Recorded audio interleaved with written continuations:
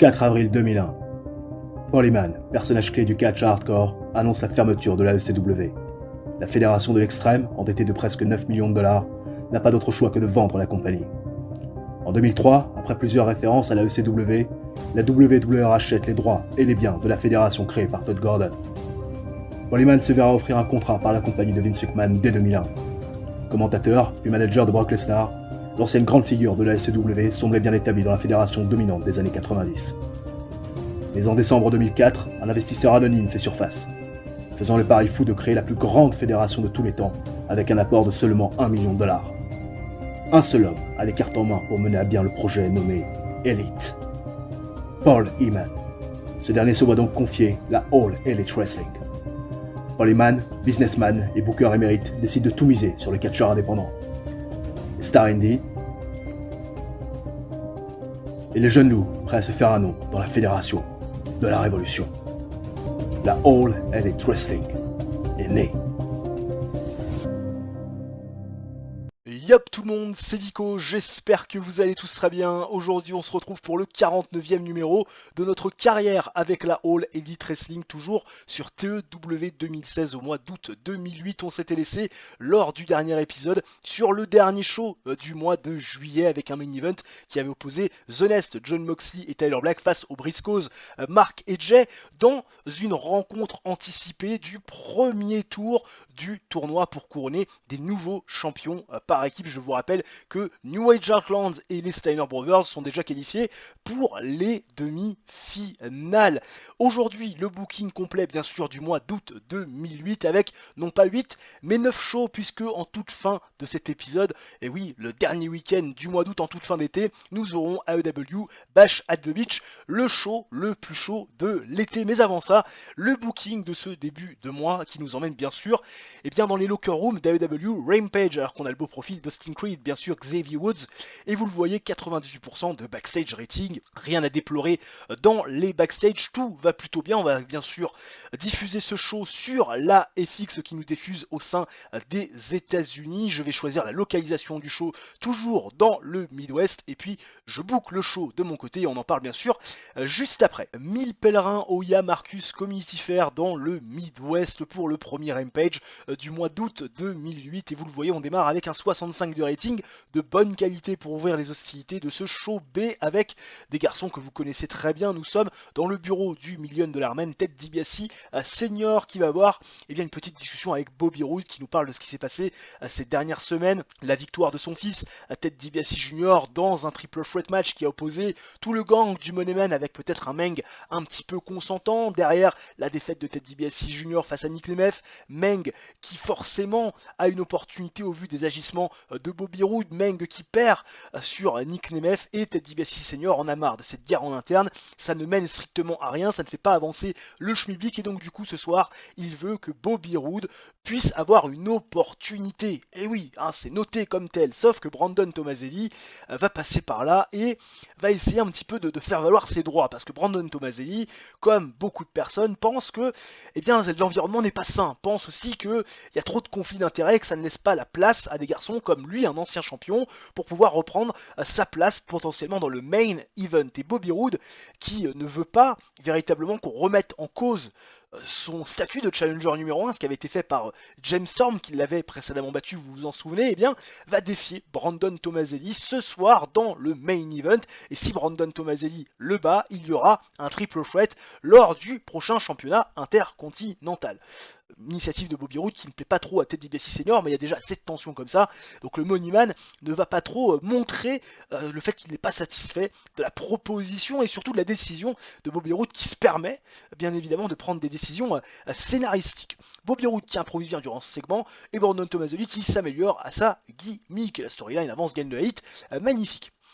Derrière, Lacey Von Erich, dans le ring, au micro d'Amy Weber, nous annonce que ce soir, elle a son opportunité face à Lacey. Ted DiBiase Senior a informé la championne de son choix et donc de son booking du soir, et Lacey Von Erich est particulièrement satisfaite de la décision du Million Dollar Man, puisque Lacey Von Erich, après ses récentes victoires, a au moins eu l'attention du chairman du show B. Elle se frise déjà les moustaches à l'idée de pouvoir affronter Lacey et de lui prendre, bien sûr, le titre. Lacey qui apparemment a plutôt bien improvisé, tout comme Amy Weber dans un segment qui nous fait 48, qui reste plutôt honnête. Le match bien sûr suit, alors ça fait seulement 34, c'est pas non plus gégène comme note, match terrible sur le papier avec des performances de 19 pour Lacey Van Erich, mon dieu, 41 pour Lacey la championne, match terrible qui aura duré 5 minutes 34 et qui va voir la victoire de Lacey face à Van Erich avec l'implante DDT. Lacey fait donc sa deuxième défense du titre TBS dans un match très clean qui ne souffre d'aucune contestation. La championne est bien plus forte que la jolie blonde, 5 minutes 34, emballée, c'est pesé. Et enfin, le main event, Brandon Tomaselli face à Bobby Roode. Si Brandon Tomaselli gagne ce match, il y a un triple threat lors du prochain match de championnat intercontinental, sauf qu'il n'y en aura pas, puisque Bobby Roode va s'imposer dans ce match décent face à Brandon Tomaselli, 13 minutes 16 de combat, qui se termine avec une Northern Lariat de l'ami Bobby Roode, l'anti-américain canadien d'origine, Brandon Tomaselli qui réalise la meilleure performance, un 61 face à un Bobby Roode qui fait un 59, un bon petit match qui va nous permettre de monter ce rating global de show, avec d'ailleurs un Brandon Tomaselli qui a amélioré sa gimmick et la storyline The Money Man qui avance grâce à ce segment et même gagne de la hit. Bobby Roode sera donc le seul challenger lors du prochain match de championnat intercontinental. Et nous faisons un bon 61 de rating, ce qui est, on va pas se le cacher, un show de très bonne facture pour ce qui, on le rappelle, est un show B à la base, un show de développement entre guillemets, alors qu'on a le beau profil de Reckless Youth. Et j'aurais pas eu le temps de lire de ses faits d'armes. Jolie tête, une bonne bouille, le garçon. Lacey Van Erich qui voit son contrat se terminer. Brandon Tomaselli qui voit son contrat se terminer. Serena Deeb qui voit son contrat se terminer. On va prolonger tous ces lutteurs et ces workers-là en off avec un TV rating de 0.18. Ça aussi, c'est bon pour le business. Est-ce que c'est mieux que la semaine dernière? Oui, 0.16. Là, on fait 0.18. 140 000 viewers. On aura pris exactement 16 000 viewers de plus que la semaine dernière via TV. Ce qui est quand même, on va pas se cacher, une bonne chose. Même si c'est quand même largement compréhensible puisque on est passé d'un show à 47 à un show à 61, 14 points de gagné en une semaine. J'avoue humblement que si on pouvait faire ça chaque semaine, ça serait une très bonne chose, même si il faut pas rêver. De retour dans les backstage d'AEW, Dynamite, premier du nom en ce mois d'août 2008, 98% de rating dans les backstage. Malheureusement, des incidents, on va tout de suite voir ce qu'il en est. Et BG James, qui a priori n'est pas présent avec nous, bah oui, hein, il a usé trop de drogue et le garçon n'a pas passé le test, bien sûr, et forcément il est obligé de rentrer à la maison parce que pas en condition de travailler. Ça va être un fine. BG James n'est pas content de l'action, apparemment il n'améliore pas son comportement. J'imagine que d'autres personnes vont être contents pour lui, Cole Cabana, Kip James, qui savent bien que le vent est en train de tourner et qu'éventuellement dans les prochaines semaines il pourrait y avoir un renvoi pour Monsieur BG James, pourquoi pas, s'il n'améliore pas son comportement. Heureusement ce soir je n'avais pas besoin du Lascar. 10 100 personnes au ND Bismarck Civic Center pour le premier Dynamite du 8e mois de l'année. Vous le voyez, on commence avec des protagonistes plutôt prestigieux puisque oui, les Steiner Brothers et le The Nest, Jon Moxley et Tyler Black vont avoir un petit moment avec Paul Heyman puisque oui, ce soir, la première demi-finale du tournoi pour couronner des nouveaux champions par équipe va avoir lieu. Et oui, donc du coup, on essaie de promouvoir cet affrontement dans le main event au mieux possible et ça marche plutôt bien avec un gros 82 de rating. Tyler Black, Jon Moxley, The Nest qui sont forcément, on imagine, extrêmement heureux d'être en demi-finale, d'avoir possiblement la possibilité d'aller rallier cette finale et pourquoi pas s'accorder une nouvelle opportunité d'être champion par équipe. Ça tient tellement à cœur à Jon Moxley, puis Tyler Black, lui qui échoue toujours sur la dernière marche, a lui aussi cette envie bien sûr d'aller chercher ce titre et de conjurer un petit peu le sort. Mais c'est beau dire et ces belles paroles, ça fait sourire les Steiner Brothers qui vont encore une fois rappeler au Nest et notamment à Tyler Black que c'est pas une question d'expérience ou de chance ou de conjurer un sort d'être champion, c'est une question de talent, soit on l'a, soit on l'a pas. Et puis la dernière fois, on se souvient bien que les Steiner Brothers avaient battu Tyler Black et Jon Moxley, c'était d'ailleurs pour les titres par équipe. Ils remettent ça sur la table en disant que ce soir dans le main event, la finalité ne sera pas différente. Paul Heyman fait un énorme travail, tout comme Tyler Black, ce qui n'a pas été le cas de Jon Moxley. Scott Steiner, vraiment parfait aussi pour improviser durant ce segment. D'ailleurs, Scott Steiner qui a paru super bon au contraire de son frère. On retrouvera tout ce beau monde dans le main event un petit peu plus tard, bien sûr, dans le show. Travis Hummel face à Mike Mizanin, c'est bien sûr le match de championnat TNT. On le sait, Mike Mizanin est revenu à reprocher à Travis Hummel de l'avoir abandonné, d'ailleurs essayer de faire un peu du charme à Maryse qui n'a pas été très réceptif, et puis Mike Mizanin qui attaque Travis Hummel, qui capture Maryse, et puis qui voulait bien sûr en l'échange de Maryse un match de championnat. Et Travis Hummel bien sûr lui a donné ce match de championnat en lui disant qu'il allait avoir de grosses conséquences, et la conséquence tombe pour Mike Mizanin dans un match plutôt décent en termes de catch avec une grande hit, puisque Travis Hummel va remporter ce match après 11 minutes 23 de combat via pinfall. Et oui, Travis Hummel a été trop fort pour Mike Mizanin, défense numéro 4 de son championnat TNT, des performances de 66 pour Travis Hummel et de 45 pour Mike Mizanin. La storyline TNT Worldwide qui bien sûr avance grâce à ce segment. Et oui, ce match plutôt correct entre les deux anciens membres des Young Wolves. Derrière, Daphne fait face à Nighty Neidhart, un match plutôt moyen dans la division féminine sur le papier, mais ça reste quand même avec une note plutôt correcte de 48, des performances justement de 48 in-ring pour Nighty Neidhart. Daphne est à 29, un petit peu à la traîne, match avec un petit peu de hit, mais catch moyen, Nighty Neidhart qui va défaire bien sûr Daphne en 6 minutes 51 via soumission, j'ai du mal à parler, et le sharpshooter, prise de finition ancestrale, familiale bien sûr, du côté de la Hard Dynasty. Nighty Neidhart qui prend une victoire, vous l'imaginez, assez importante. James Storm face à Kevin Steen dans un match comme ça pour le fun. D'ailleurs, je l'ai mis en style The Show et je suis assez content de la note finale 82, c'est assez énorme. Kevin Steen, bien sûr, le challenger numéro 1 au titre mondial de Steve Austin qui affronte James Storm qui a quand même, on va pas se le cacher, pas mal de momentum. Match avec une grande hit, du bon catch. Kevin Steen qui défait bien sûr James Storm en 12 minutes 30 via pinfall avec le package Pile Driver. Performance de 63 pour James Storm, de 76 seulement pour Kevin Steen. Belle prestation de 82 porté par un Kevin Steen aux petits oignons. Rena Mero avant le main event, et pour qu'on souffle un peu, nous fait un petit striptease, voilà, joli petit strip, c'est sympa, tout le monde se rince l'œil, ça finit en soutif et en culotte, tout le monde est content, avant le main event qui s'annonce là aussi électrique, qui nous fait un énorme 86. Bon, là c'est pareil, hein, j'ai mis ce match-là en style The Show. Allez-y les gars, all out, envoyez tout. Et ils ont envoyé sa maman. 86 de rating, les performances sont énormes. Hein, 83 pour Scott Steiner, 68 pour John Moxley, 76 pour Tyler Black, 47 pour Rick Steiner parce que on est un petit peu à la traînasse. Match bon, pas forcément de hit recensé, juste du catch, juste le prestige. Et The Nest qui va défaire bien sûr les Steiner Brothers en 14 minutes 04 quand Tyler Black défait Rick Steiner via pinfall et le God Last Gift. Et oui, Tyler Black qui prend entre guillemets un petit peu sa revanche, lui aussi capable dans les moments importants et d'avoir un impact, et va donner la victoire à son équipe et va rejoindre la finale et attend bien sûr au tournant le vainqueur du match entre les Nightmare Slayer et bien sûr New Age Outlaws, ancien champion par équipe.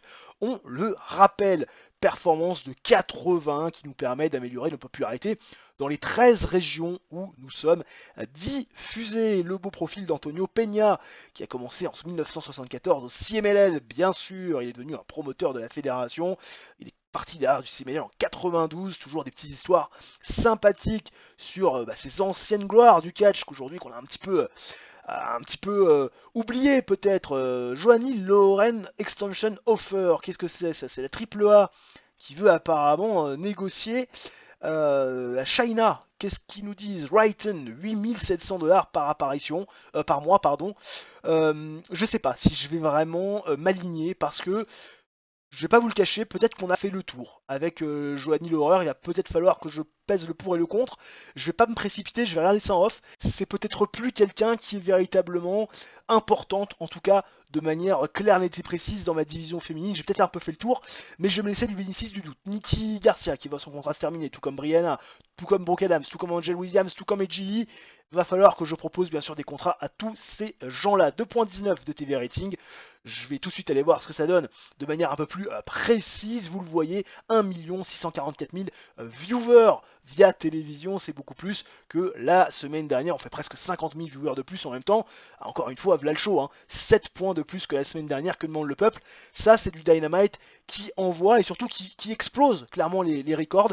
Et on espère bien sûr qu'on va continuer sur notre lancée sur le prochain show, mais aussi jusqu'à la fin de ce mois avec Emploi d'Or, bien sûr, vous le savez, ce troisième, que dis-je, pay-per-view, le show le plus chaud de l'été, Bash at the Beach. Pas de nouvelles croustillantes, ni même d'incidents backstage backstage à traiter sur cette dernière semaine écoulée. Donc du coup on se retrouve directement où il y a Marcus Community Fair devant 1000 pèlerins comme la semaine dernière pour le deuxième Rampage de ce mois d'août 2008. À noter que j'ai décidé de ne pas prolonger Johanny Laurer aka China qui a signé un deal écrit avec la Triple H. Je pense que je suis arrivé au bout avec Johanny Laurer, donc du coup je les laisse partir et on verra ce qu'on peut faire avec cette division féminine sans China qui nous a quand même rendu de beaux services. On démarre donc du coup ce deuxième Rampage avec Ted DiBiase Senior et Bobby Roode qui sont dans le bureau du $1 million. Et Ted DiBiase Senior nous annonce que ce soir Bobby Roode va recevoir son opportunité, mais que Bobby Roode n'aura pas Ted DiBiase Senior dans son coin. Et oui, alors que Bobby Roode a fait avec Ted DiBiase Senior à ses côtés à ringside toute sa carrière au sein de la All Elite Wrestling, mais Ted DiBiase Senior nous explique que par respect et équité, puisqu'il n'était pas dans le coin de Ted DiBiase Jr. ni de Meng lorsqu'ils ont affronté Nick Nemeth pour le championnat intercontinental, il se devait également de ne pas être présent du côté du coin de Bobby Roode, même s'il gardera bien sûr un œil très avisé sur l'action, ce qui déstabilise un petit peu, vous l'imaginez, Bobby Roode qui ne s'attendait pas à ce genre de déclaration et de prise de position de la part de Ted DiBiase Senior qui a fait un très très bon job durant ce segment, tout le contraire de Bobby Roode. Lacey Van Erich qui backstage croise Angel Williams et qui va un petit peu se plaindre de ce qui s'est passé la semaine dernière face à Lacey. Elle a perdu et elle aurait souhaité quand même qu'Angel Williams soit présente à ses côtés, elle qui est son fidèle bras droit depuis un petit moment, et Angel Williams elle avait autre chose à faire, elle n'était pas présente la semaine dernière, et Lacey Van Erich se plaint un petit peu du fait qu'Angel Williams ne soit pas présente, limite elle rejette sa défaite sur Angel Williams. Et Angel Williams, elle en a un petit peu marre d'entendre Lacey Van Erich se plaindre, sachant qu'elle a plein d'opportunités, elle en a marre d'être son bras droit, de devoir toujours faire le sale travail, et de jamais être récompensée de manière matérielle. Donc Angel Williams, cette fois-ci, elle veut finalement affronter Lacey Van Erich et quelque part un petit peu se défouler et avoir possiblement une opportunité, quelque chose après avoir battu la challengeuse numéro 1. Et oui, l'ancienne challengeuse numéro 1 à titre TBS de Lacey. Donc ce match suit juste après ce segment qui est d'ailleurs commenté par Lacey, la championne TBS, donc à la table des commentateurs. C'est un match pourri, ça fait 25, mais l'objectif c'est de donner un petit peu de momentum à Angel Williams qui va corriger Lacey Van Erich dans un match embarrassant certes, mais avec un petit peu de hit. 6 minutes 50 de combat, victoire via reverse STO d'Angel Williams sur l'ancienne challengeuse au titre TBS sous les yeux de Lacey, performance de 26 d'Angel Williams et de 19 de Lacey Van Erich qui clairement est enterré. Et enfin le main event, Nick Nemeth face à Bobby Roode, 56 de rating, on aurait pu s'attendre à une meilleure performance, mais des petites notes, hein. Alors certes Nick Nemeth est à 55, mais Bobby Roode est à 56, peut-être qu'on serait attendu à mieux, notamment pour Bobby Roode qui avait peut-être dans ce match-là le rôle de celui qui devait porter la rencontre, mais match décent quand même, 56 de rating, qui va durer 12 minutes 08 et qui va voir la victoire de Nick Nemeth sur Bobby Roode via pinfall et le leaping reverse STO après la distraction de Ted DiBiase Jr. qui est venu se mêler du business de Bobby Roode comme ce dernier était venu se mêler d'ailleurs du business de Ted DiBiase Jr. il y a quelques temps de ça. Nick Nemeth fait donc sa 7ème défense du titre intercontinental et vous imaginez bien qu'il va y avoir encore un peu plus de dans l'air au sein des Moneymans. 52 rating, pas forcément un énorme show par rapport à celui de la semaine dernière, mais 50, ça reste un show de bonne qualité pour, on le rappelle, ce qui est normalement un show de développement, alors que nous avons le profil de Dukes Dalton, qui apparemment est un catcheur américain qui a fait des apparitions dans le New England et notamment la Chaotic Wrestling, catcheur que je ne connais pas, peut-être que certains le connaissent, n'hésitez pas dans les commentaires.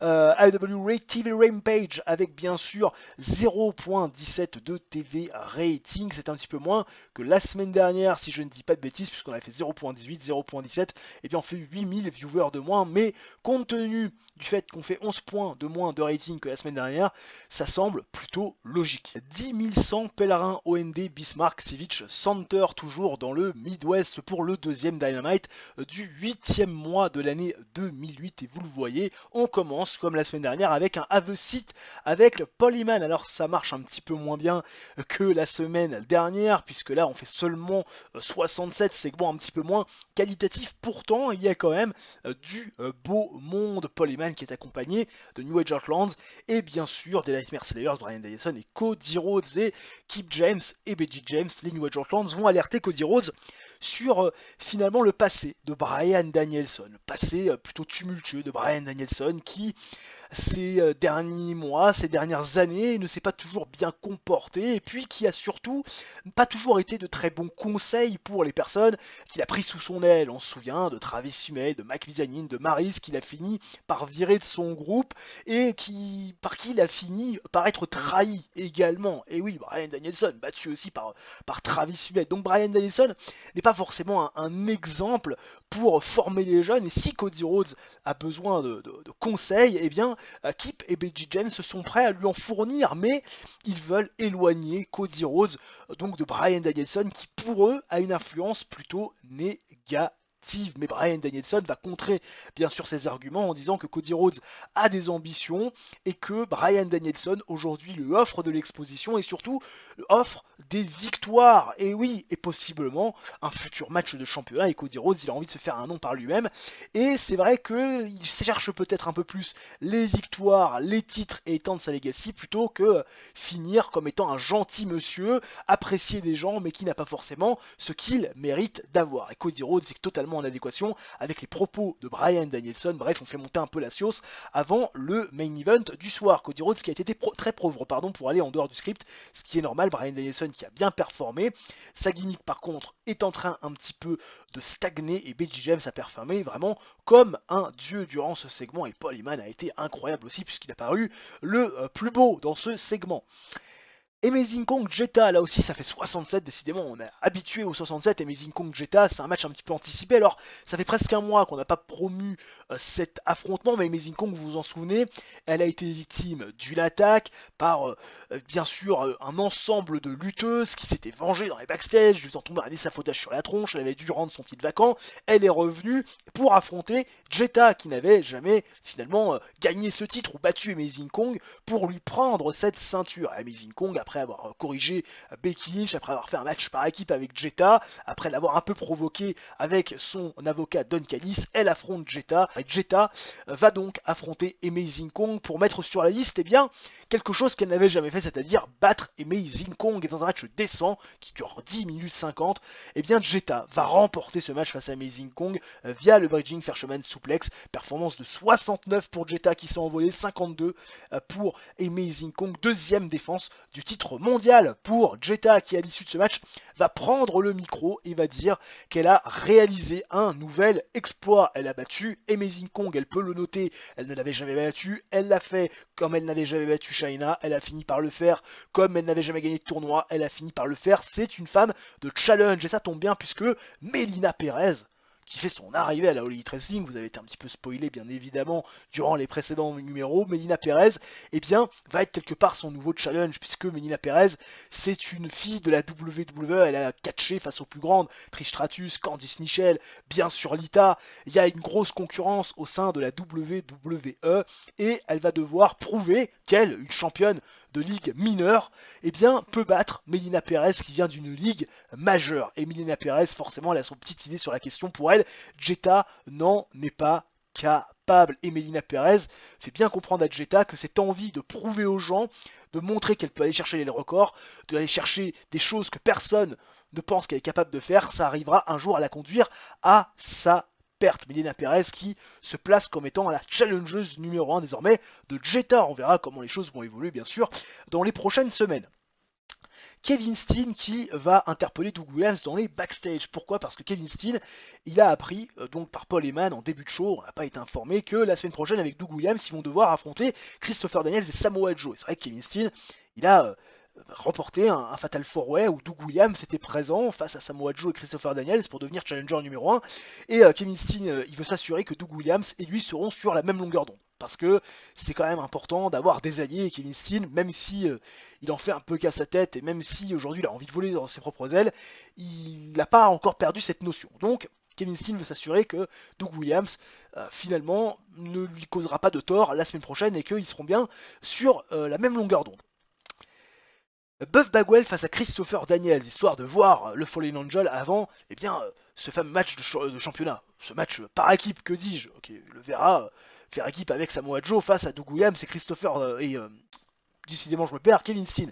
Il va affronter Buff Bagwell pour prendre un peu de momentum, 67 de rating, troisième 67 de ce show, ça ne clique pas entre Buff Bagwell et Christopher Daniels, match décent pourtant sur le papier, 10 minutes 35, victoire via le best moonsault ever de Christopher Daniels, performance de 71 d'ailleurs de l'ancien champion TNT.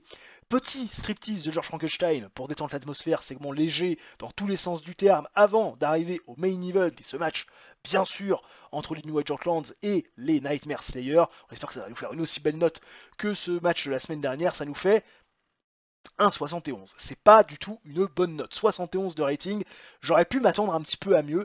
Alors peut-être que dans la mesure où ça se termine pas forcément avec une victoire décisive, ça me plombe un peu la note du match. Mais encore une fois, j'étais obligé de faire comme ça parce que sinon, j'allais avoir des moral issues. 71 de rating, ça reste correct. Performance de 72 pour Kip James, 70 pour Beji, 76 pour Brian Danielson, Cody Rhodes pénalise le truc avec un 24. Match décent qui va être remporté par les Nightmare Slayers. Bien sûr, 14 minutes 01 de combat quand Brian Danielson va défaire Beji James via pinfall avec une main qui aura retenu le short. Brian Danielson ne gagne pas clean et offre bien sûr la victoire aux Nightmare Slayers qui vont affronter donc dans les prochaines semaines et notamment du côté de Bash at the Beach, l'équipe de The Nest, John Moxley et Tyler Black pour les championnats du monde par équipe. Vous imaginez bien que Beji James et Kip James ont les boules as. 71 de rating, on fait 70 au total. Ça améliore de popularité dans 11 régions, mais ça reste un show assez moyen par rapport à ce qu'on a fait la semaine dernière. Et c'est vrai que c'est un show juste correct pour, je rappelle, notre show A. Alors que là, on a le beau profil d'Issen Dragon qui a commencé sa carrière en 2000. Magnifique, très beau look avec le bandeau, magnifique, j'aime beaucoup. TV rating de 2.22, alors normalement on fait quand même un rating plutôt intéressant, on avait fait 2.19, 2.22, bah écoute on fait un meilleur rating que la semaine dernière, à ne rien y comprendre, malgré 11 points de moins que la semaine dernière en ce qui concerne le rating, mais peut-être qu'on va le payer, et vous le savez, TEW, ça fonctionne souvent comme ça sur le show de la semaine d'après, même si on fait une meilleure note, en tout cas on espère qu'on fera une meilleure note, parce que 70, ça reste correct, mais c'est pas non plus forcément ce qu'on cherche. Désormais, on veut aller tutoyer des 75, des 80 de manière très régulière, pourquoi pas même de manière systématique. Des nouvelles, enfin, j'ai envie de dire, j'avais l'impression qu'il se passait rien dans cet épisode, et peut-être même pour vous aussi c'était le cas, avec d'abord une information concernant Samoa Joe qui part du CMLL parce qu'apparemment, le partenariat vient de se terminer. Brian Danielson qui se plaint de son push, on va bien sûr aller tout de suite le changer, peut-être qu'il veut désormais un push de main eventer, lui qui est upper mid-carder au sein de la compagnie, et puis des ennemis, Ashley Massaro et Kevin Steen qui ont des problèmes récemment. J'espère que ça ne va pas influencer de manière négative sur le rating global de mes locker rooms parce que ça serait quand même un petit peu dommageable. Brian Danielson qui est upper mid-carder, Brian Danielson il va être main eventer, c'est une évidence. En même temps, quand vous regardez les stats du bonhomme, ça paraît logique. Hein. Regardez-moi ça, on a du 100 en basique, 90 en psychologie, safety 93, on est un ceiling à 94.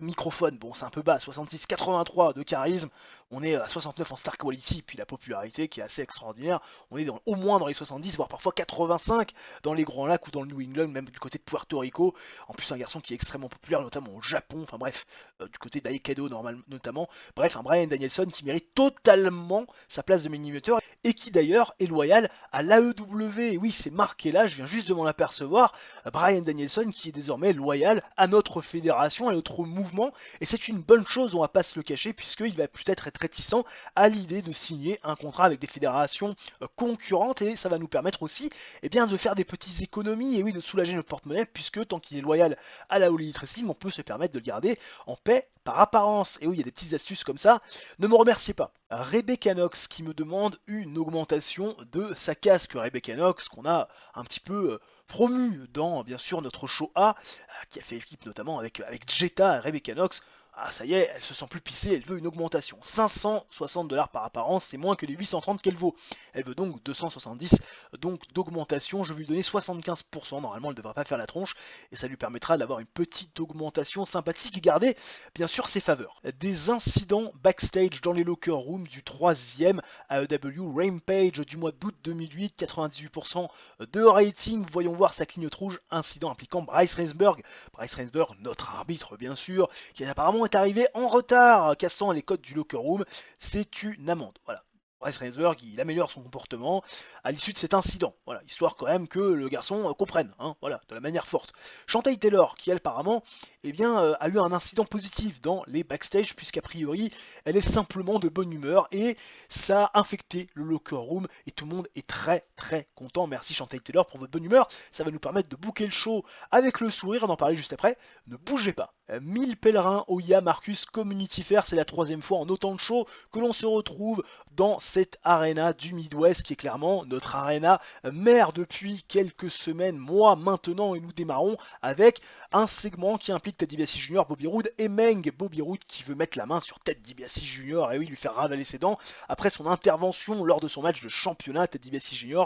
qui justifie son acte par le fait que Bobby Roode lui aussi ait joué quelque part dans son malheur lorsqu'il a eu son opportunité face à Nick Nemeth il y a quelques semaines, dans la mesure où Ted DiBiase Jr. n'a pas pu prendre le titre intercontinental. Il était hors de question que Bobby Roode remette la main sur cette ceinture, ce qui énerve encore plus Bobby Roode qui veut s'en prendre physiquement à Ted DiBiase Jr. mais Meng s'interpose et ce soir Bobby Roode veut donc botter le cul de Meng parce qu'apparemment il faut lui passer sur le corps avant de pouvoir affronter Ted DiBiase Jr. et régler ses comptes. 42 de rating, on commence de manière assez timide. Lacey face à Brooke Adams, la championne en action face à notre jobbeuse, bien évidemment, pas très populaire, pas non plus très forte dans le ring, 19, elle n'a pas beaucoup d'expérience ni de popularité.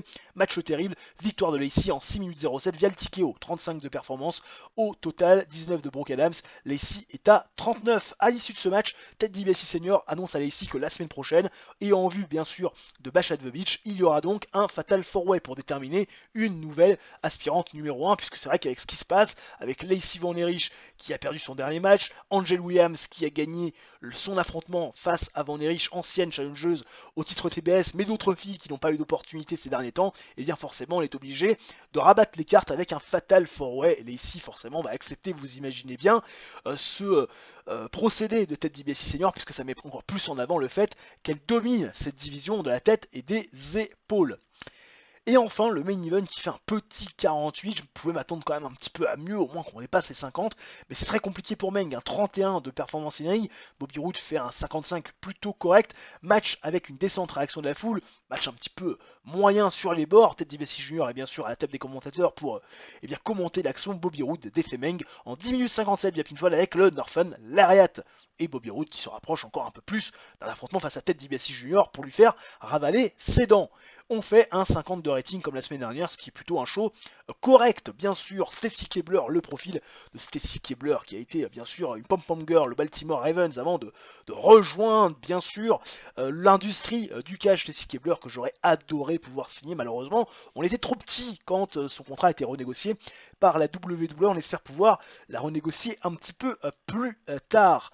Au niveau des mails, TV rating de 0.18, je pense qu'on a à peu près fait comme la semaine dernière. La semaine dernière c'était 132 600 viewers avec un 0.17 et là on fait 135 800 viewers.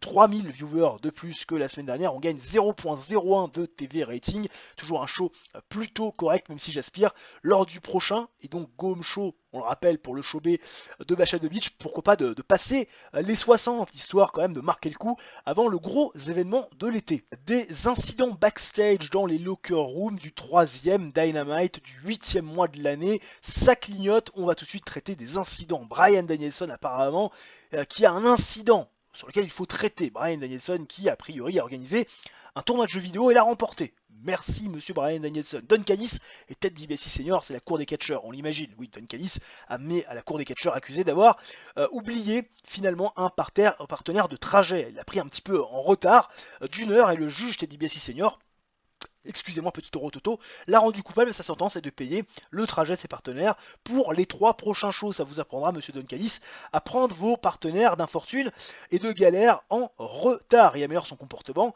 C'est le principal. 10 100 personnes OND Bismarck Civic Center, toujours dans le Midwest. 3e fois en entrée de show que se retrouve dans cette arène pour notre Dynamite Show-A, bien sûr, de notre All Elite Wrestling. Et nous commençons avec Travis Hummel qui retrouve Maryse. Maryse est de retour, Travis Hummel est heureux, des bisous d'amoureux, le titre TNT sur l'épaule. Il est très content, Travis Hummel, de ce qui se passe. Et puis, il est d'autant plus heureux que Bash at the Beach se profile et forcément, qui dit pay-per-view dit TNT expansion et forcément, il veut, depuis que l'on sait qu'on est diffusé en Europe, également au Japon, il veut la meilleure opposition possible pour défendre son titre secondaire de la fédération et Tommaso Ciampa va se pointer. Tommaso Ciampa nous explique qu'il a dû faire une procédure de réhabilitation, en tout cas de rééducation, pour revenir dans le ring après sa blessure, et oui, qu'il a subi lorsqu'il a affronté Bryan Danielson, match en plus qu'il a gagné via compte out puisque Bryan Danielson s'était fait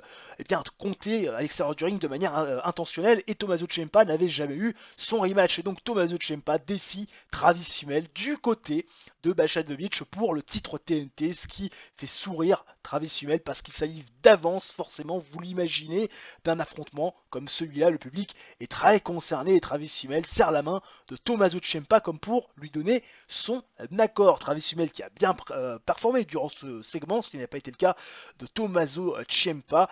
Et d'ailleurs Travis Hummel s'est mentionné, apparu excellent, il a brillé Travis Hummel, une véritable star Travis Hummel qui officialise plus ou moins son affrontement face à Tommaso Ciampa pour le 3e pay-per-view de l'année. Nighty Neidhart qui fait face à Melina Perez. Nighty Neidhart qui avait pris du momentum face à Daphné pour paumer bien sûr sur Melina Perez dans un match où le catch est plutôt décent mais pas beaucoup de hits. Jetta est à la table des commentateurs bien sûr pour commenter l'action. Melina Perez qui en 7 minutes 29 va défaire Nighty Neidhart la pinfall avec le Chiropractor. Performance de 49 pour Nighty Neidhart au-dessus de Melina Perez 46 qui doit encore un peu prendre ses marques, vous l'imaginez. Les Steiner Brothers face aux New Age Outlands, j'ai mis ce match-là en style The Show, c'est un match qui a pour but de couronner quelque part un 3e, un peu honorifique, donc de ce tournoi pour couronner les champions par équipe, les Steiner Brothers face aux New Age Outlands, qui ont nos gros forcément sur la patate, vous l'imaginez, mais ceux qui vont remporter la victoire dans un bon match, ce sont les New Age Outlands via Kip James qui après 14 minutes 15 de combat va défaire Rick Steiner via pinfall avec le One and Only, ce qui permet aux New Age Outlands de reprendre tout de suite un petit peu de momentum, des performances de 48 de Rick Steiner, 84 de Scott, ce qui est au-dessus de tout le monde, et 69 et 68 pour Kip et Beji James, dont j'attends un petit peu plus dans le ring. Maryse qui fait un petit striptease, avant le main event qui oppose Samoa Joe à Christopher Daniels, Samoa Joe et Christopher Daniels à Doug Williams et Kevin Steen. Le match suit, nous fait, j'imagine, un très bon 79. Et oui, magnifique note. Doug Williams, Kevin Steen face à Samoa Joe et Christopher Daniels. Match avec une fantastique hit et du grand catch. Et oui, sublime, sensationnel. 78 de performance ring de Kevin Steen qui s'envole. 69 de Doug Williams, c'est pas si mal. 77 de Christopher Daniels. 82 de Samoa Joe qui tire tête à tout le monde, bien sûr. Match effectivement fantastique hit avec du grand catch. On a eu une rencontre assez longue, et oui, sur le papier, 16 minutes 41, qui va être remportée par l'équipe de Kevin Steen et de Doug Williams, quand Doug Williams allait faire Samoa Joe via pinfall avec le KO Theory. On peut imaginer qu'il y a eu une petite gruge également, et Doug Williams tout content de célébrer sa victoire face à Samoa Joe, puisqu'il prend du momentum.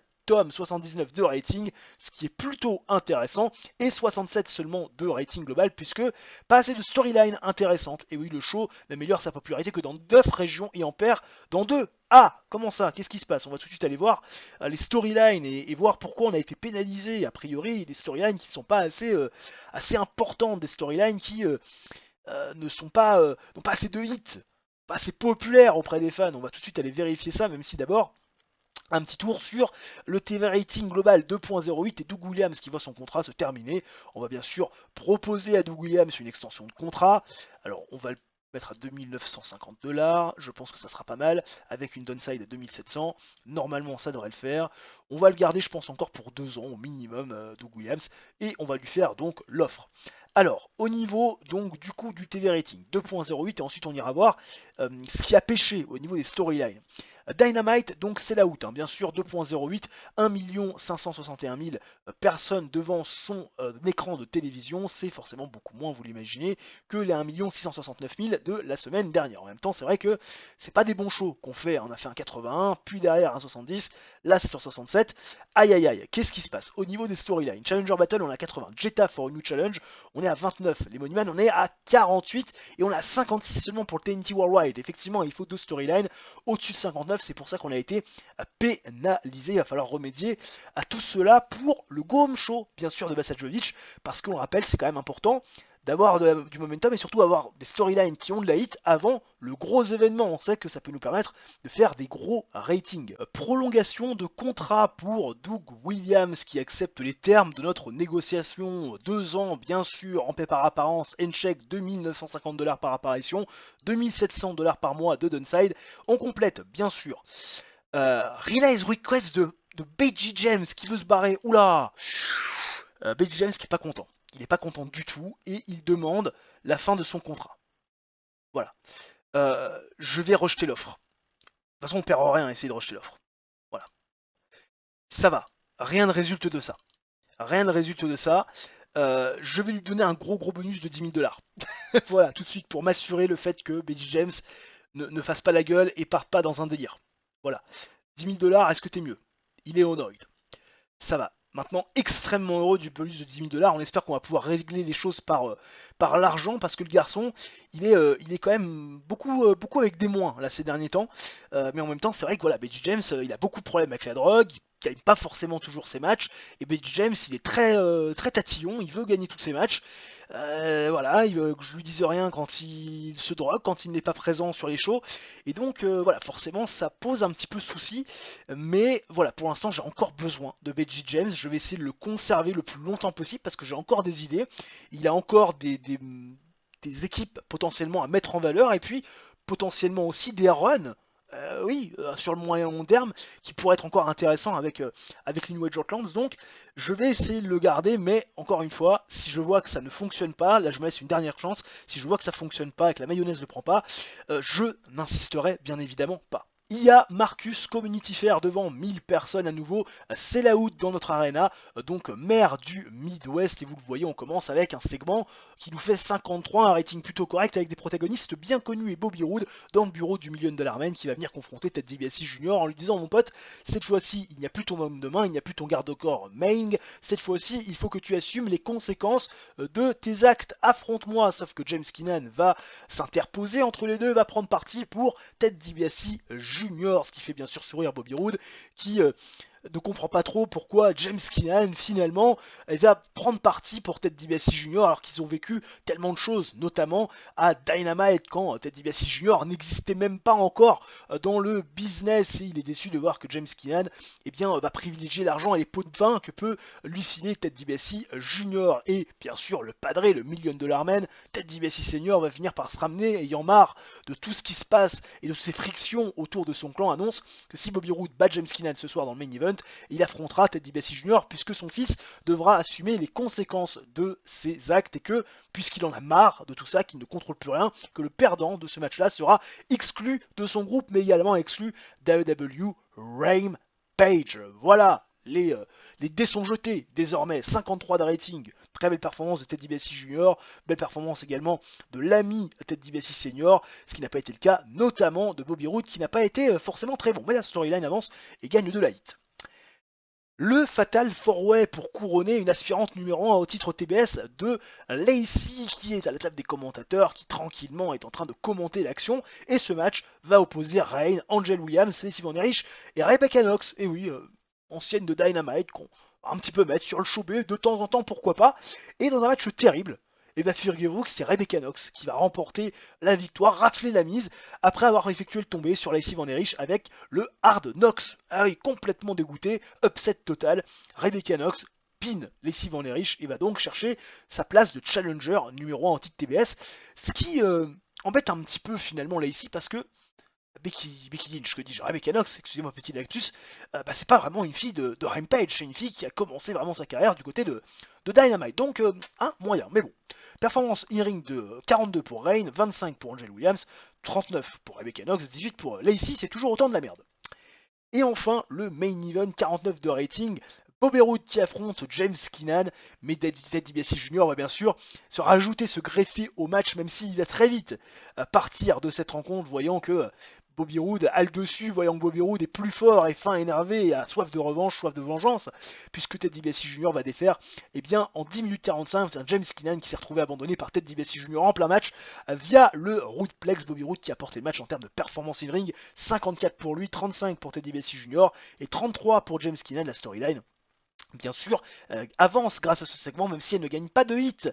Et on fait un 48, ce qui est clairement un pas très bon show, moins bien que ce qu'on a fait sur les deux shows précédents, en ce qui concerne notre show B. On espère qu'on fera un go home show à Dynamite un petit peu plus qualitatif, alors que nous avons le profil de Kotara Suzuki, voilà, catcheur de la Noah, un gars qui a fait ses gammes au dojo de la Noah. Magnifique. Très joli look aussi le monsieur. 0.17 de TV rating, c'est un petit peu moins que la semaine dernière, ça me paraît logique. En même temps, la semaine dernière, on a fait un 50, et 0.18, 135 800 viewers. Là, on fait 5800 de viewers de moins, ce qui est quand même à signaler, puisque on fait pas des bons shows depuis le début de cet épisode. Vous l'avez certainement remarqué, 80 pour le premier Dynamite, ensuite 50 pour le deuxième Rampage, alors qu'on avait fait 61 pour le premier, 70 derrière pour le deuxième Dynamite, 50 pour le troisième Rampage, 67 pour le troisième Dynamite et seulement 48 pour ce dernier Rampage du mois d'août 2008. Autant vous dire qu'il va falloir corriger le tir sur le Go Home Show donc de ce pay-per-view Bash at the Beach pour essayer de faire monter la hit de nos storylines et essayer de terminer cette vidéo sur une bonne note. Des incidents backstage dans les locker rooms du dernier Dynamite du mois d'août 2008. Et vous le voyez, ça clignote rouge, et puis vous voyez aussi que Kevin Nash est absent du show. Oui, parce qu'on lui a donné un petit peu de temps off. Je ne l'ai pas forcément précisé face caméra. Kevin Nash pour qui, excusez-moi petit rototo, on n'a pas forcément de plan et que je préfère donner un petit peu de temps libre histoire que le garçon ne fasse pas la gueule et qu'il se plaigne pas de son manque d'utilisation. Incident donc backstage impliquant Matt Sydal, est-ce que c'est positif? Matt Sydal qui apparemment est plutôt bien à l'arrivée de ce show, il a mis tout le monde dans un bon mood, il a raconté des histoires hilarantes de ses trajets sur la route, voilà, et ça crée une atmosphère plutôt relaxante et tout le monde a été très heureux des histoires plutôt rigolotes de Matt Sydal. Merci monsieur, et c'est sur ce bel images, sur ces bonnes nouvelles que nous allons booker le show. Et oui, booking, c'est parti. 10 100 pèlerins au ND Bismarck Civic Center, c'est le Go Home Show bien sûr d'AEW Bash at the Beach, toujours dans notre arena de prédilection, arena mère du Midwest, et nous démarrons avec un timide 67 de rating qui va voir Doug Williams arriver au centre du ring et prendre un petit peu de temps d'antenne au micro d'Amy Weber, nous parlant bien sûr de sa victoire acquise face à Samoa Joe. Il en fait des tonnes, sans mentionner le fait qu'il a un petit peu grugé pour arriver à ses fins dans ce fameux match tag team la semaine dernière dans le main event où il avait fait équipe avec Kevin Steen face à Samoa Joe et Christopher Daniels, et forcément grâce à cette victoire il veut désormais un match de championnat, parce que désormais Kevin Steen n'est plus autant légitime ou Doug Williams pas moins que Kevin Steen après cette victoire, ce qui ne plaît pas du tout au principal intéressé, challenger numéro 1 qui a gagné sa place dans un Fatal 4-Way.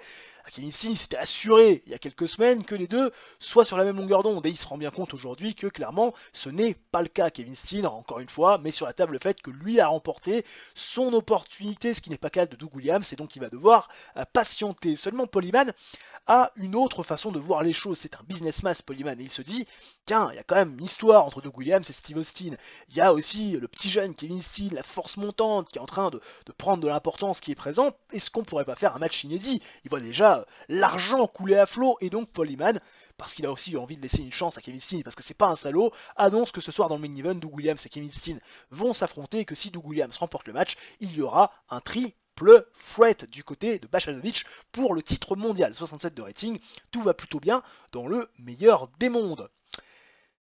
James Keenan et James Storm qui se font face dans un petit match loin d'être gégène, un 61, ça fait on va dire le taf, match décent que James Storm va bien sûr remporter, 7 minutes 55 via pinfall avec le last call, 64 de rating pour James Storm, 36 pour James Keenan, RAS, victoire du cowboy. Derrière, on se retrouve dans les backstage avec Amy Weber qui a décidément beaucoup de travail et qui est avec les membres de The Nest, Tyler Black et John Moxley qui nous parlent de leur opportunité, bien sûr, lors de Bash at the Beach pour les titres par équipe, la dernière marche, envie d'y aller. John Moxley qui encourage Tyler Black en lui disant cette fois-ci, c'est bon, on va y arriver, tu vas y arriver, tu vas aller chercher cette dernière marche, tu vas aller prendre ces titres, retrouver une ceinture, avoir de l'or autour de tes hanches, sauf que Bryan Danielson et Cody Rhodes passent par là et Bryan Danielson essaye un petit peu de remettre les choses dans l'ordre, hein, en parlant bien sûr des échecs, bien sûr de Tyler Black, mais aussi de John Moxley et de Tyler Black par équipe, avec ces opportunités qu'ils ont pu avoir et qu'ils n'ont jamais réussi à concrétiser. Et là, ils sont face à Bryan Danielson, ancien champion par équipe, ancien champion de la TNT avec Cody Rhodes. Le sang coule, bien sûr, le sang du catch coule dans ses veines. Et forcément, ça ne passera pas pour Tyler Black et John Moxley, c'est mort les gars, répète Bryan Danielson, et oui, bien sûr que c'est une équipe qui est imprenable, et Tyler Black et John Moxley vont encore une fois la prendre à leur dépens, hein, ce qui met un regard un peu noir, plein de conviction à Tyler Black qui a déjà envie d'en découdre alors que le match est prévu seulement dans 3 jours. Tyler Black qui n'a pas été bon pour aller en dehors du script. John Moxley lui par contre a bien improvisé, tout comme Bryan Danielson. A noté que Cody Rhodes a été perdu là-dedans. Voilà, trop de stars, le garçon il n'arrive pas à exister. Travis Hummel et Tommaso Ciampa qui font face à Buff Bagwell et Bob Holly. Et ça fait un rating de 68, plutôt intéressant. Match plutôt décent où Travis Hummel et Tommaso Ciampa vont défaire Buff Bagwell et Bob Holly en 11 minutes 59 quand Tommaso Ciampa va défaire Bob Holly via pinfall avec le R Red Crash en termes d'in-ring work. Travis Hummel a donc été au-dessus de tout le monde. Victoire importante de Tommaso Ciampa qui fait une belle prestation de 64, 74 pour Travis Hummel, 40 pour Bob Holly et 36 pour l'ami Buff Bagwell. Voilà, on serre la main et bien sûr derrière on se fusille un peu du regard en disant la semaine prochaine, enfin plutôt en fin de semaine du côté de Bash at the Beach, il va y avoir un bagarre. Voilà, une bagarre fair and square, bien sûr. Paul Heyman, Melina Perez et Jetta, et oui, Melina Perez, la challengeuse, Jetta la championne, qui vont s'asseoir avec Paul Heyman pour promouvoir un petit peu le match de championnat entre Melina Perez et Jetta qui va avoir lieu à Bash at the Beach. Jetta qui est heureuse d'avoir Melina Perez au sein de la fédération parce que ça va lui permettre, peut-être, pourquoi pas, en tout cas selon ses dires, d'avoir l'opportunité d'aller faire quelque chose qui n'a encore jamais été réalisé par n'importe qui dans cette fédération. Et Jetta, elle est attachée à ses fameux records, à ses faits d'armes. Et finalement, Melina Perez, elle rejoint Jetta sur le fait que, effectivement, c'est une bonne chose pour cette fédération d'avoir Melina Perez, cette fédération de seconde zone, d'avoir une catcheuse comme Melina Perez qui était à la WWE, qui a affronté les plus grandes, Trish Stratus, Lita, Candice Michel. Et oui, effectivement, pour Jetta, ça serait un fait d'armes, bien évidemment, de pouvoir affronter Melina Perez, mais son seul fait d'armes, ça va être bien sûr d'être battue par Melina Perez. C'est le seul honneur qu'elle va avoir, Jetta, donc lors du show à Bash at the Beach. Il va falloir qu'elle se mette ça dans la tête parce que, encore une fois, elle n'est pas au niveau de Melina Perez, qui est, on le rappelle, une fille qui a joué dans la Major League. Ici, c'est la seconde zone. Et Melina Perez le rappelle bien à Jetta, 79 de rating, plutôt conséquent. Et enfin, le main event, Kevin Steen face à Doug Williams, 79 de rating, match avec une fantastique 8 du grand catch. Kevin Steen, Doug Williams, 14 minutes 24 de combat, qui va se terminer via pinfall avec le package speed driver qui a été porté par Kevin Steen sur Doug Williams. Victoire de Kevin Steen sans aucune contestation possible, complètement clean sous les yeux de Steve Austin qui était présent. Performance de 79 de Kevin Steen qui s'est envolé, 69 de Doug Williams. Et bien sûr, bataille, Challenger Battle est toujours présente, avance bien sûr avec ce segment et à la fin de ce match. Steve Austin va aller mettre des stunners à tout le monde. Kevin Steen, Doug Williams, il va serrer la main de Kevin Steen qui a remporté son match. Bravo petit. Sauf que non, hein, la semaine prochaine, enfin en fin de semaine à Bash at the Beach, il n'y aura pas de copains. Stunner sur Kevin Steen, stunner également sur Doug Williams qui vient juste de se relever après sa défaite. Hein, le garçon avec double dose. Et Steve Austin qui bien sûr célèbre sous les hurrahs de la foule. 85 de rating, tout le monde est content et on gagne de la hit en plus. Bah oui, magnifique. Attention, c'est pas n'importe quoi. Et on fait 70 seulement parce que, encore une fois, pas de storyline assez intéressante. Alors, est-ce que j'ai pas fait la connerie de ne pas impliquer Melina dans la storyline impliquant Jetta? Est-ce que j'ai aussi fait la connerie de ne pas impliquer Tommaso Ciampa dans la storyline impliquant également Travis Hummel? J'ai peut-être fait cette connerie-là hein, aussi, hein, c'est possible ça. Parce que je me connais, je suis capable de faire des fails. Vous savez que dans la carrière de Sturi, il y en a eu plein, donc c'est possible que dans notre carrière, il y en ait aussi. Je pense que c'est pas impossible là. Je pense que c'est pas impossible que j'ai merdé. On va tout de suite voir ça. Jetta for a New Challenge, bah oui, putain, j'ai oublié de mettre. Oh le con. Ah, c'est dur ça. Ouais, j'ai oublié. Bah là, on va avoir le même problème, malheureusement, je pense.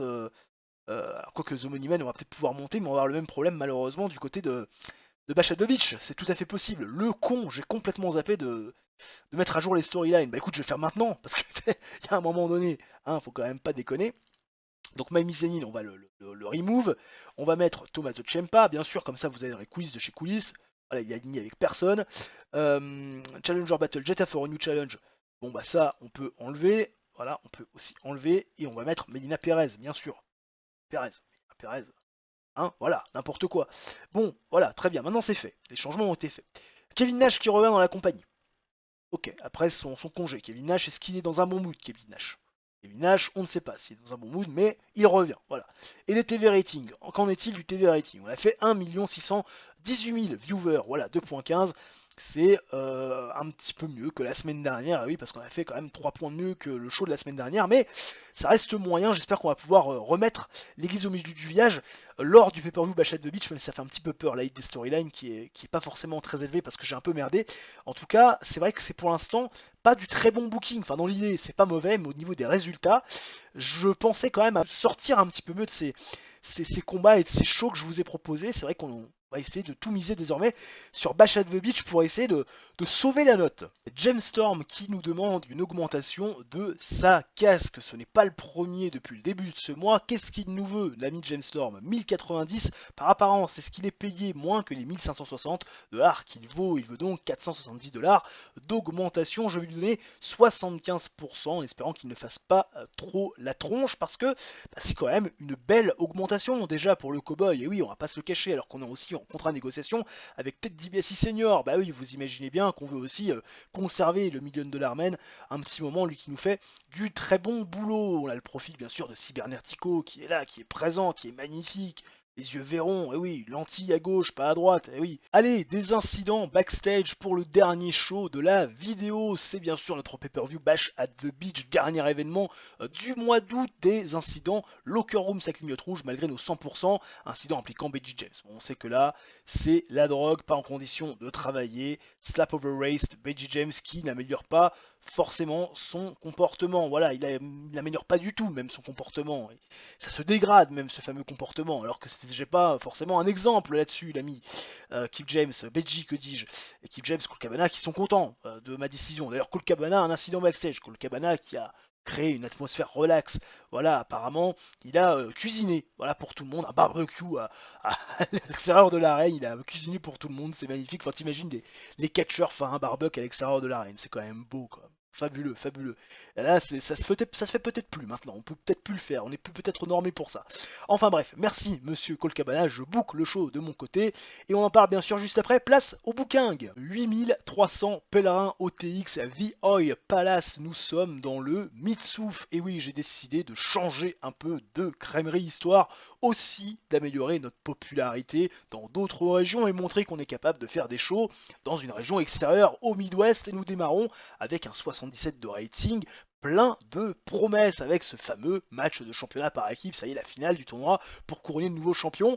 Et ce match Nightmare Slayer The Nest nous fait un bon 77 de rating, histoire de commencer les hostilités sur une bonne note, et oui, avec des performances qui sont quand même assez intéressantes. De 80 pour Bryan Danielson, 67 pour John Moxley, 68 pour Tyler Black. Cody Rhodes est un petit peu la traîne avec un 32, mais enfin quand même, match décent sur le papier, seulement décent, où les Nightmare Slayers vont bien sûr remporter le match face au Nest. Enfin bien sûr, peut-être que certains voyaient le Nest aller chercher ses titres, mais non, les Nightmare Slayers vont remporter la rencontre et aller rafler la mise après que Cody Rhodes ait défait Tyler Black via pinfall en utilisant de manière illégale les cordes. Earl Hebner ne s'en est pas aperçu et donc les Nightmare Slayers défendent, vont chercher les championnats par équipe et sont donc du coup les nouveaux champions du monde par équipe de la All Elite Wrestling, deuxième règne de champion tag team d'ailleurs pour Bryan Danielson, puisqu'on rappelle qu'il avait été champion par équipe avec Dragon. Et oui, Super Dragon, vous vous souvenez bien sûr de cette rivalité, déjà légendaire bien sûr.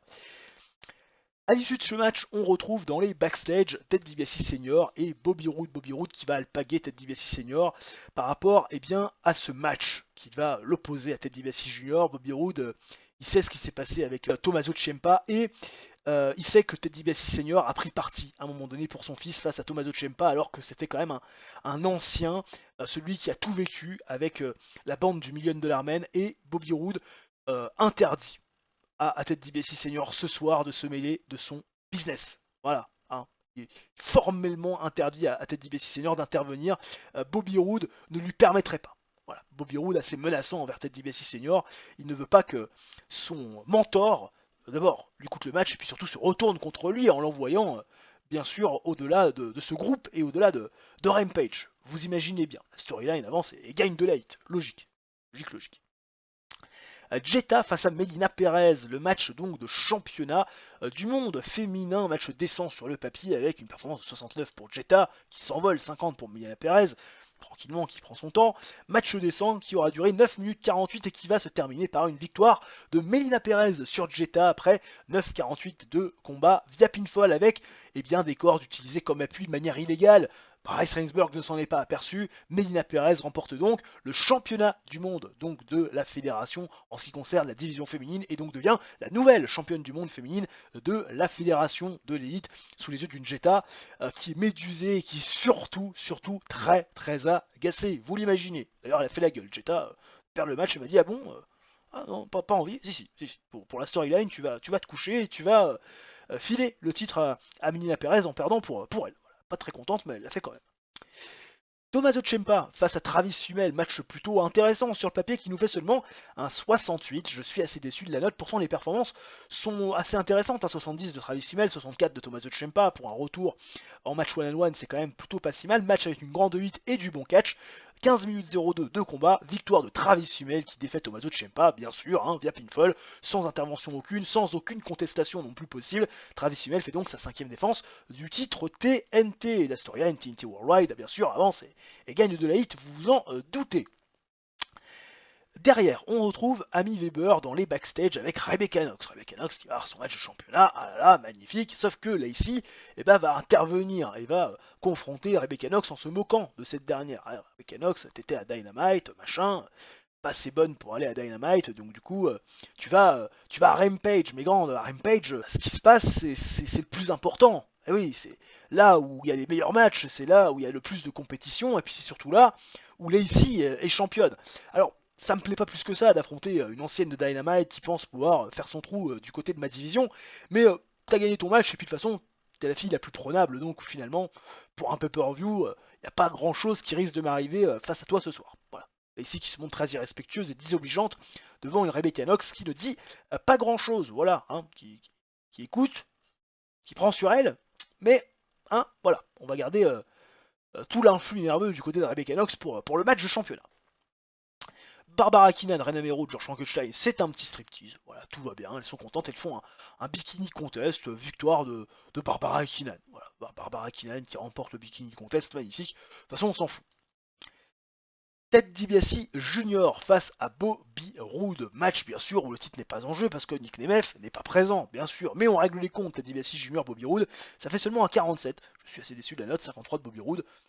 Voilà, je m'attendais quand même à mieux. 34 de Ted DiBiase Jr. Match pauvre qui va se terminer après 13 minutes 01 via pinfall et Dream Crusher de Ted DiBiase Jr. sur Bobby Roode après la distraction de Ted DiBiase Senior qui est allé au-delà bien sûr du commandement de Bobby Roode qui est mis son grain de sel dans le match et qui a encore une fois favorisé son fils, qui signifie que Bobby Roode perd le match face à Ted DiBiase Jr., que Ted DiBiase Jr. pourrait peut-être réclamer un nouveau match de championnat parce qu'il a battu Bobby Roode et éloigné Bobby Roode de Rampage, et puis surtout Bobby Roode ne pourra plus revenir dans le groupe et sera surtout incapable de pouvoir revenir à Rampage puisque c'était les clauses du contrat. Ouais. Bobby Roode s'est fait trahir par Ted DiBiase Senior, comme Ted DiBiase Senior avait d'ailleurs trahi Tommaso Ciampa il y a quelques mois de cela. Bobby Roode qui n'en revient pas, il ne croit pas ses yeux, Bobby Roode. Kevin Steen dans les backstage avec Amy Weber. Kevin Steen qui, bien sûr, nous parle de son match de championnat face à Steve Austin, le plus gros match de sa carrière. Seulement, là où ça l'embête, c'est que Steve Austin a eu un avantage ces dernières semaines. Kevin Steen a beaucoup catché, a perdu pas mal d'influx, il n'est pas forcément à 100% de ses possibilités, alors que Steve Austin, pardon, ça se ressemble un petit peu, hein, Kevin Steen, Steve Austin, c'est vite fait de s'y perdre. Steve Austin, lui, a pu avoir un mois très cool finalement, à part mettre 2 stoners. Qu'est-ce qu'il a vraiment fait? Il n'a pas pris de chute, il n'a pas pris de coup. Donc Kevin Steen, il part pas vraiment avec un avantage face à Austin et il trouve que Paul Heyman n'a pas trop bien géré la situation. Voilà. Hein, bon. Hein, pas très content, l'ami Kevin Steen. Rebecca Knox face à Lacey, match de championnat TBS. Lacey qui s'est payé la tête de Rebecca Knox plutôt dans le show. Les performances sont de 41 pour Rebecca Knox, 42 pour Lacey. Ça se tient, 48 de rating, c'est une bonne note compte tenu des prestations individuelles. Match avec un catch plutôt moyen et un petit peu de hit. 9 minutes 15 de combat qui va se terminer par une victoire de Rebecca Knox via Knox Out. Elle a mis KO Lacey au centre du ring. Rebecca Knox, elle a subi finalement les assauts verbales de Lacey. Elle s'est concentrée bien sûr sur le match. Elle a gardé tout son influx pour mettre une bonne correction à Lacey et la mettre KO hein, dans le ring. Imaginez Lacey en mode Mr. Perfect hein, qui fait 3 tours dans ses godasses. 3 tours sur lui-même pour vendre un coup de poing à Rebecca Knox, point de fer qui va tout simplement mettre KO Lacey, qui va donc remporter le championnat TBS et devenir la nouvelle championne TBS, bien sûr, donc de la fédération. Ah oui, pas mal de changements de titre en cette fin de vidéo. Est-ce qu'il y aura encore un changement de titre pour le match de championnat du monde qui suit maintenant tout de suite, qui fait un énorme 85 85, magnifique. Match que j'ai mis en style The Show, hein. Je tiens quand même à le préciser, des performances énormes de Steve Austin, 87, hein, 71 pour Kevin Steen. Bon, Steve Austin par contre un petit peu fatigué à la fin du match, 16 minutes 33, ça commence à faire beaucoup pour le garçon. Voilà, mais tout gagne de la hit, c'est magnifique. Match exceptionnel, hein, sur le papier, 16 minutes 33 de combat. Kevin Steen va bien sûr perdre face à Steve Austin, vous l'imaginez, après l'application d'un Stone Cold Stunner tombé 1, 2, 3. Et il faut noter aussi l'intervention d'El Generico, qui est revenu après, bien sûr, l'assaut de Kevin Steen sur sa personne, mettant loin des écrans pendant quelques mois, El Generico, qui est venu attaquer Kevin Steen, voilà, pour se venger, et puis en plus, il tentait de tricher, Kevin Steen. Ah, il a tenté de prendre un point américain, El Generico l'a vu et a distrait Kevin Steen également en le frappant dans le dos de l'arbitre, ce qui a permis à Steve Austin de conserver sa ceinture. Eh oui, bah attends, faut bien mettre des graines quand même à un moment donné et essayer de mettre du rififi dans l'air, bien sûr. Vous imaginez Kevin Steen et Generico, ça va pas se terminer ainsi. On fait un 71 de rating parce que, bah voilà, à un moment donné, pas assez de storyline intéressante. Bon, bah c'était pas un super épisode. Hein. Bon, dans les faits, ça aurait pu être bien, mais c'était pas un super épisode. Alors Jetta, je vais lui faire un hug parce qu'elle a fait la gueule. Pareil pour Taylor Black qui faisait la gueule. Donc un hug. Et puis je vais féliciter également l'ami Steve Austin pour sa performance. On va dire que c'est un super exemple. Jetta a paru contente, Taylor Black a paru content et Steve Austin a paru également content. Tout le monde est content sans véritablement être heureux non plus. Bon, c'était pas un bon show en termes de rating. Il faut l'avouer, on aurait pu faire un petit peu mieux, mais je trouve qu'en termes de construction, on a amené des choses. Bien sûr, ce qui nous pénalise, c'est ce manque de hit dans les storylines, parce qu'à un moment donné, j'ai pas mis les bonnes personnes dans les bonnes storylines. Voilà, j'ai un petit peu merdé, ça arrive. C'est des fails, mais je trouve que de manière générale, on a plutôt fait un épisode et un mois de booking plutôt satisfaisant au niveau contenu, même si niveau rating, c'était pas tout à fait bon. Colt Cabana qui voit la New Japan lui offrir un contrat. Alors on imagine que eh bien c'est une offre de contrat, bien sûr pour des tournées. Bah oui, parce que c'est une offre d'extension. Samoa Joe, j'imagine que c'est un petit peu la même chose. Alors bien sûr, on va essayer de vérifier. Hein, oui, effectivement, c'est une offre de tournée. Claudio Castagnoli, on imagine que c'est exactement la même chose. Vous voyez, offre de tournée, c'est sérieusement considéré parce que le garçon, bah, il se dit que c'est peut-être aussi une bonne opportunité. Doug Williams, on imagine que c'est la même chose. Voilà, 2300$ par apparition.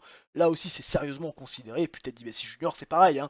Alors Rampage, on voit que le deal c'est expiré. Il va falloir que, bien sûr, je décide à un moment donné de retrouver un broadcaster. Je vais même le faire maintenant tout de suite. On va continuer avec la FX pendant 6 mois et puis un TV rating de 2.20. Bien sûr, on va tout de suite aller voir ça. Alors d'abord, le broadcasting. Broadcaster, bien sûr, la FX. Je veux la FX. On va négocier. On va négocier pour Rampage. Voilà, New Deal pour Rampage. On va mettre ça pour 6 mois, bien sûr, et on va le mettre en late evening. Voilà, late evening, 16, normalement, ça va très bien le faire. 6 mois encore pour donc le produit Rampage sur les antennes d'FX. On est donc en août, donc ça va faire, enfin en septembre, donc ça va faire octobre, novembre, décembre, janvier, février, mars, ce qui veut dire que, eh bien, on sera encore diffusé jusqu'à Révolution, hein, voilà, avec ce beau diffuseur pour notre show B. Voilà, ça va être plutôt sympathique. Et après, on verra comment on renégociera les choses. Au niveau donc des storylines, on a dit c'est là un petit peu la merde, même si on a Challenger Battles qui est à 85. C'est vrai que derrière, Jetta for a New Challenge c'est à 35, le Monument c'est à 47 et TNT Worldwide c'est à 38. Donc là aussi, on risque d'être pénalisé pour les prochaines semaines, malheureusement. Et oui, il faut aussi s'en accommoder, il faudra s'en accommoder. On va essayer de pondre des shows assez intéressants malgré tout et ne pas rester simplement focalisé sur ces petits problèmes que l'on a malheureusement. Au niveau de la size, on continue tranquillement à augmenter. Au niveau de la track progress, on s'aperçoit qu'on est plutôt dans une bonne dynamique, qu'on continue à gagner de la popularité, même si à Hawaï, on a perdu de manière considérable, parce que oui, on est plus diffusé du côté d'Hawaï, mais bon, hein, ça se casse la gueule, hein, la popularité fond comme neige au soleil. Mais c'est pas très grave.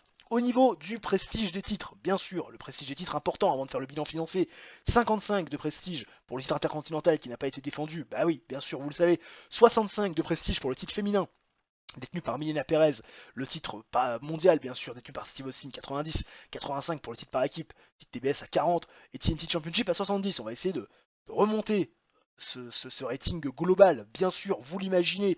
Et au niveau des finances, on a fait 47 676 de profit, 1 million de tickets vendus, TV revenus qui sont supérieurs forcément au mois de juillet parce qu'il y a eu un show de plus, les marchandises qui se stabilisent au niveau bien sûr de nos ventes, le coût de worker a augmenté forcément, un show de plus, mais par rapport au mois de mai, on avait fait 5 shows, on a un petit peu économisé, le coût des shows forcément a augmenté par rapport au mois dernier, c'est normal, 5 shows, et puis on a beaucoup fait aussi de shows dans le Midwest, marketing c'est à peu près pareil, et puis on se fait encore une fois assassiner au niveau du MISC, beaucoup plus que le mois dernier, et on a aussi eu des taxes, voilà, 7540 de taxes, ce qui est quand même beaucoup, surtout par rapport au mois dernier où on avait seulement 600 $ de taxes. Et oui, on est en train de nous déplumer. J'espère que cette vidéo vous aura plu. Les gens, si c'est le cas, bien sûr, le coup du chapeau, le like, l'abonnement, l'activation de la cloche, ça mange pas de pain, c'est totalement gratuit.